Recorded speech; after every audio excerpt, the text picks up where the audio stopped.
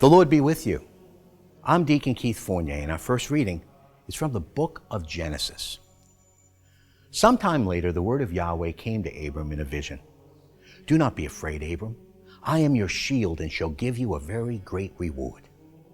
Lord Yahweh, Abram replied, what use are your gifts as I am going on my way childless, since you have given me no offspring?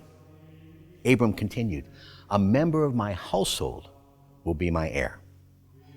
Then Yahweh's word came to him in reply. Such a one will not be your heir. No, your heir will be the issue of your own body. Then taking him outside, he said, look up at the sky and count the stars if you can. Just so will your descendants be, he told him. Abram put his faith in Yahweh, and this was reckoned to him as uprightness. He then said to him, I am Yahweh who brought you out of Ur of the Chaldaeans to give you this country as your possession. Lord Yahweh, Abram replied, how can I know that I shall possess it? He said to him, bring me a 3-year-old heifer, a 3-year-old she-goat, a 3-year-old ram, a turtle dove, and a young pigeon. He brought him all these, split the animals down the middle, and placed each half opposite the other. But the birds he did not divide. And whenever birds of prey swooped down on the carcasses, Abram drove them off.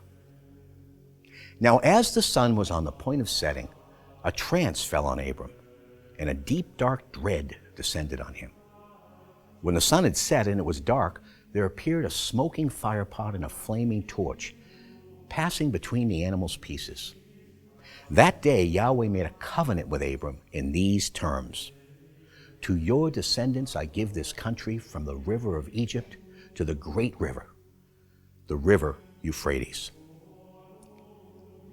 And our response is from Psalm 105.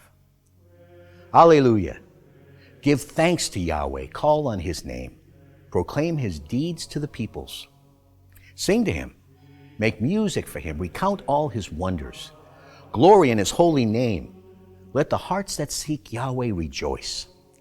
Seek Yahweh in his strength, tirelessly seek his presence. Stock of Abraham, his servant, children of Jacob, whom he chose. He is Yahweh our God. His judgments touch the whole world. He remembers his covenant forever, the promise he laid down for 1,000 generations, which he concluded with Abraham, the oath he swore to Isaac. A reading from the Holy Gospel according to St. Matthew. Jesus said, beware of false prophets who come to you disguised as sheep, but underneath are ravenous wolves. You will be able to tell them by their fruits. Can people pick grapes from thorns or figs from thistles?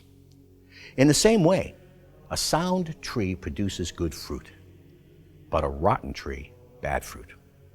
A sound tree cannot bear bad fruit, nor a rotten tree bear good fruit. Any tree that does not produce good fruit is cut down and thrown on the fire.